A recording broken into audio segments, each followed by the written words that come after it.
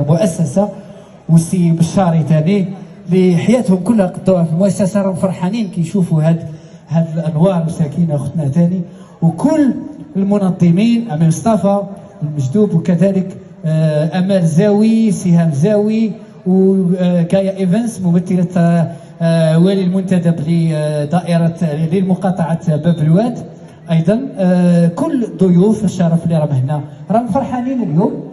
انا نقول لكم لو تخليوا السهره حتى الصباح ما راحش يروحوا، فاعطيونا تصفيق على هذا الحلم الجديد اللي انطلق اليوم، اسمه اقلاع وازدهار رياض الفتح. الف تحيه لكم. شكرا لوراري. دونك لوراري راح نكرموا ديوان رياض الفتح باسمك، باسم المدير العام لرياض الفتح.